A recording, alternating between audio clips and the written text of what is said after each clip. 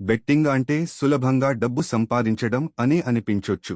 కాని ఇది చాలా మందికి కఠిన పరీక్షగా మారుతుంది. ఇది రాహుల్ అనే యువకుడి కథ. అతను ఆడిన ఒక్క బెట్టే అతని జీవితం తలకిందులయ్యేలా చేసింది.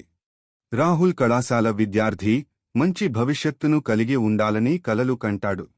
అతను తన స్నేహితులు ఆన్లైన్ బెట్టింగ్ ద్వారా డబ్బు సంపాదిస్తున్నారని గమనిస్తాడు. ఒకరోజు ఒక స్నేహితుడు అతనిని ఓ బెట్టింగ్ యాప్ పరిచయం చేస్తాడు. చిన్న మొత్తంతో బెట్టింగ్ మొదలు పెడతాడు. ఆదివారం అతనికి విజయం లభిస్తుంది.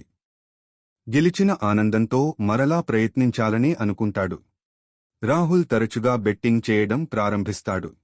మీరు ఇక్కడి వరకు వచ్చారంటే ఈ వీడియో నచ్చిందని అనుకుంటున్నాను. మీకు ఇంకా ఇలాంటి అవగాహన వీడియోలు కావాలనుకుంటే వెంటనే ఈ ఛానల్ను లైక్, సబ్స్క్రైబ్, షేర్ చేయండి. మొదట్లో కొన్నిసార్లు గెలుస్తాడు. ఒకరోజు అతను పెద్ద మొత్తం ఓడిపోతాడు. కానీ తిరిగి తెచ్చుకోవాలనే ఆశతో మళ్లీ బెట్టింగ్ చేస్తాడు. స్నేహితుల దగ్గర డబ్బు అప్పు తీసుకోవడం, తల్లిదండ్రులకు అబద్ధాలు చెప్పడం మొదలవుతుంది. చివరికి తన కళాశాల ఫీజు కూడా బెట్టింగ్కు ఉపయోగిస్తాడు. అతని చదువు దెబ్బతింటుంది. కుటుంబ సభ్యుల నుంచి దూరమవుతాడు. చివరికి అన్నీ కోల్పోతాడు. అప్పులు పెరిగి, అప్పు ఇచ్చిన వాళ్లు బెదిరించడం ప్రారంభిస్తారు.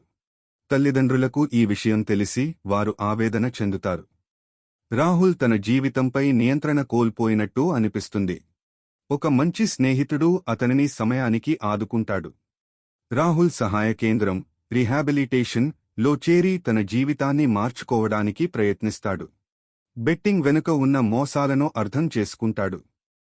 హౌస్ ఎప్పుడూ గెలుస్తుంది అనే నిజాన్ని గుర్తిస్తాడు.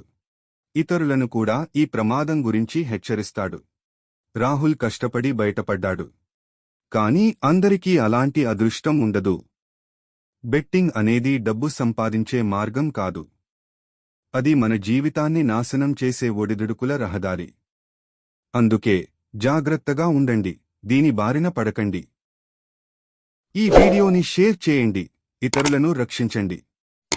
లైక్, షేర్, సబ్స్క్రైబ్ చేయండి. మరిన్ని అవగాహన వీడియోలకు.